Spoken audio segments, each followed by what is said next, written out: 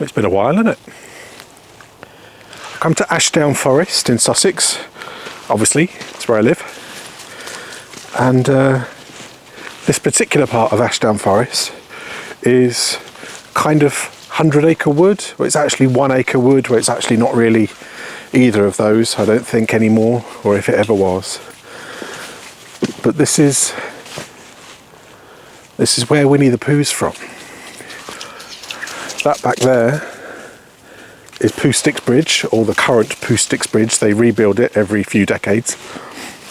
And I'm here for a bit of restrictive photography. I've got a 50mm lens on an APS-C camera. So that's about kind of 75mm in real full frame terms. And that's it. And I've got the dog. And I've got very few photos. I'm trying to be deliberate. I'm trying to be slow. I'm trying to think about what I'm looking at.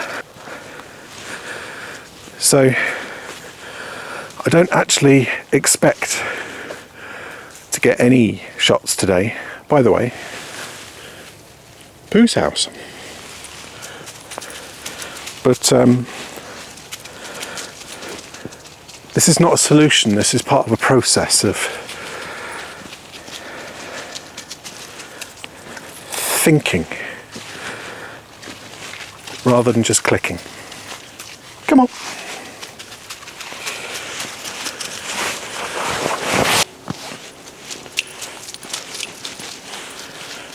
The temptation is to just start firing away.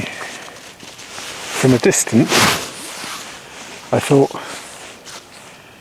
there might be something worth pointing a camera out there, but no. I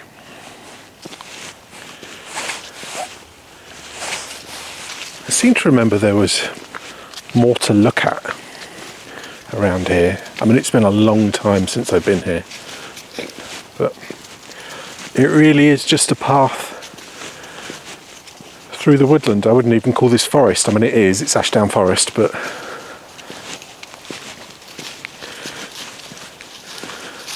and I do wonder how many people, this is the first bridge that you come to when you're walking down the path from the car park. I do wonder how many people think, oh, it's Poohsticks Bridge. Isn't it wonderful? Oh. Toby! Is it the stick of dreams? No, I can't really. As I say, this is a process, not a solution. Taking a few shots, but there really are nothing. So, on to the next place. It's possibly worth just reiterating that this was not meant to be a portfolio-worthy adventure, which you can kind of tell by, I have completely changed my camera setup, but this is my kind of main camera now, and this is the one that I was carrying around with me. It's a Fuji X-T10.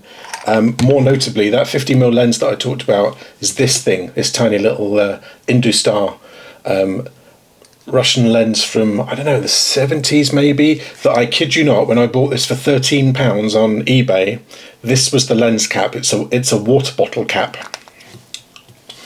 So yeah, so I thought I'd just quickly walk through the images I did get, not kind of explaining why my failures, although they are failures, but kind of going through where my brain was when I took them. So that some of the most maddening thing about this is that because it's so small, the focus pull and the aperture is even worse actually, are so small it's almost impossible to kind of be accurate with. So you kind of get what you get unless you're really, really patient, and trying to film and having a dog and etc, etc was not going to work. So I got 8 images which are kind of, yeah, but I'm just going to show you where my brain was going. So this first one, I thought this could be kind of like a tunnel. I was sort of seeing, the light in the distance, and trying to show sort of a journey somewhere. Just didn't work. This close-up of some fungus, it was just kind of, the light wasn't really very good. It was just not going to happen.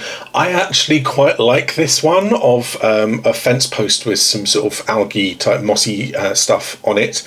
I think that works quite well. I think that's the most successful one of the trip. I've got this one of which, had I taken more time and taken a different lens and been more careful, I think there could have been something here. This kind of mesh of overlapping tree trunks that are kind of, it's obviously there's a tree in the middle that's kind of being choked by these ones from the outside. I've got these two that I honestly don't know. I think this is an example of, when you're there, when you're looking at it with human eyes, you can see something. When you get home, when you look at the images, you think, I don't know what that was. And I think that's the example here. So I was obviously seeing something here, some kind of journey going through this kind of, I don't know what it is. Likewise, these branches that there's nothing working there. These branches from this tree are a little bit interesting, not massively interesting, but a little bit. So I liked the fact that though I was sort of central, and it was, sort of kind of like veins, kind of working away. The problem was I couldn't get the entire set of branches in frame, and partly because I couldn't get back far enough, but also because it was just too overgrown in the area. So this bit across the top, that's kind of, it's full of, they are branches from other trees, I think 2 or 3 other trees, and it would be such an extraordinary amount of Photoshop to kind of get rid of those to make the original idea work, that it's just not worth it. So this is kind of, the eye saw something, but it didn't see it well enough.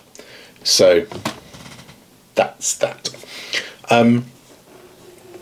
So just to kind of wrap up, I suppose. Yeah, I'm kind of back. I think maybe I've got some ideas. I'm gonna get the kit stuff out of the way first, because it's all changed. Like I said, just a bit of context, I suppose. This used to be called Jeff Horn Photography, but it's now called Jeff Creates, because although I am a photographer, I want to try some stuff. Not all of it is photography, so kind of I've got to a stage where just kind of I want to experiment with some things. I'm kind of so I'm going to be making videos about those. And if you want to keep watching, then do.